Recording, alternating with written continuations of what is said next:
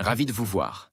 Je m'appelle Alain Duroy et vous êtes sur ma chaîne YouTube où je donne des conseils aux hommes pour diverses situations de la vie. Abonnez-vous pour rester toujours connecté. Et maintenant, je Peu de commence. gens savent que la forme actuelle de la société dans la majeure partie de la Russie, ainsi que dans la civilisation occidentale, est le matriarcat. On peut en discuter, mais quoi qu'en disent les hommes modernes, à mon avis, c'est le cas. En même temps, pour apaiser la conscience des hommes, il convient de noter que la formation d'un tel mode de société n'est pas due au niveau des vraies qualités masculines des représentants modernes du sexe fort, et à quelques autres raisons. Pour comprendre l'essence du problème, il faut se tourner vers le passé, vers l'époque où l'homme vivait en tribu. Les rôles fonctionnels au sein de la tribu étaient clairement repartis entre les sexes, ce qui a fortement disparu au stade actuel. De la civilisation humaine, l'homme chasseur et proie, la femme gardienne du foyer. Pour savoir comment choisir une fille pour une relation, lisez cet article à première vue. La répartition ci-dessus ressemble à la situation actuelle, mais il y a des différences, et elles sont très importantes. Le chef de la tribu était le mâle le plus fort qui pouvait avoir des relations sexuelles et procréer avec n'importe quelle femme.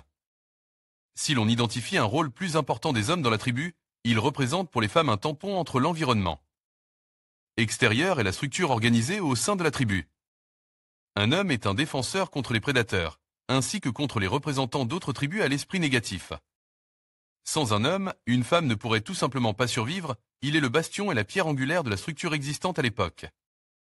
Le besoin d'un homme était conditionné non pas tant par l'étalage de sentiments ou la nécessité de poursuivre une certaine forme de vie, que par l'aspiration à la survie. Aujourd'hui, la raison principale susmentionnée du rôle clé de l'homme dans la société n'a pas de manifestation évidente. À la tête de la société moderne se trouve un dirigeant virtuel appelé l'État, qui assure une sécurité relative aux citoyens, y compris aux femmes, sur le territoire de la souveraineté et au-delà. Les femmes n'ont plus besoin d'un homme pour survivre. En outre, les femmes elles-mêmes vont travailler et gagnent de l'argent pour leur existence. Un avantage évident pour les femmes est le soutien de l'État à la maternité, qui se manifeste sous la forme de la nécessité de verser une pension alimentaire aux enfants de leur péresse. À ce jour, une femme a besoin d'un homme pour passer son temps libre, pour satisfaire son instinct maternel et pour s'adonner à des plaisirs agréables. Perdre un homme, c'est perdre une option parmi d'autres, et en cas d'absence, une femme est tout à fait capable de vivre sans le patronage de quelqu'un. Les mères modernes élèvent les garçons dès l'enfance dans l'esprit de plaire aux femmes.